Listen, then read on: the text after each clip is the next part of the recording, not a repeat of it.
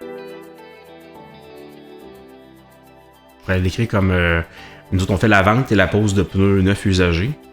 On fait aussi la distribution de ces pneus-là dans les garages et concessionnaires de la région.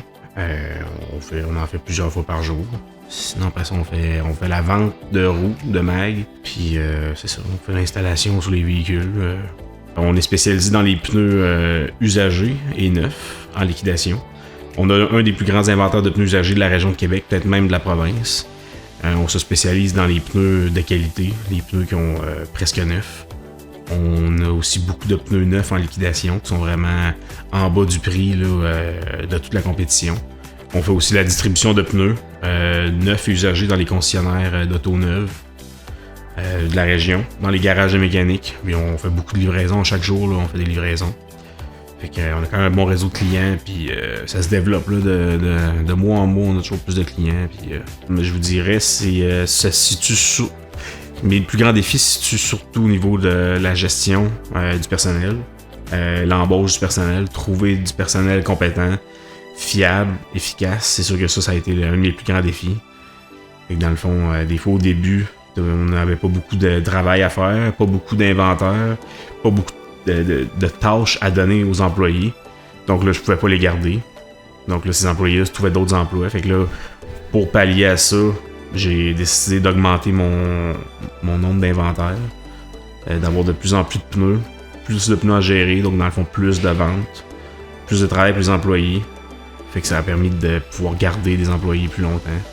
Au lieu d'être seul puis de me limiter à seulement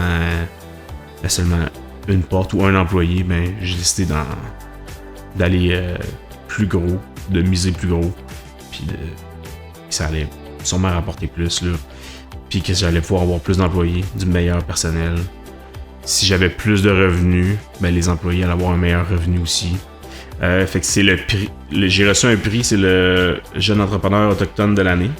Je pense que c'était en bas de 36 ans ou 35 ans.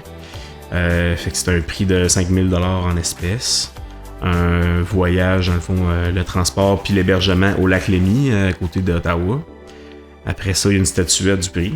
Puis après ça, il y avait l'accès au forum de prospérité autochtone.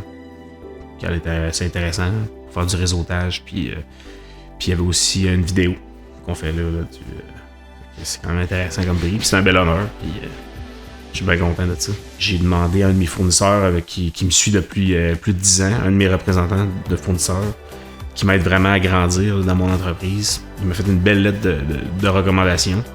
Puis c'était vraiment super gentil. J'ai quasiment eu des larmes aux yeux en la lisant. C'était vraiment touchant. Merci au financier, à la SOCA, qui est venu me chercher, puis qui m'a poussé vers le haut. Merci aussi aux autres sociétés de financement là, qui m'ont aidé à avoir de l'aide, puis d'avoir cru en moi, puis qui m'ont permis d'avoir ce prestigieux prix là, que je suis quand même très fier là, d'avoir. Merci beaucoup.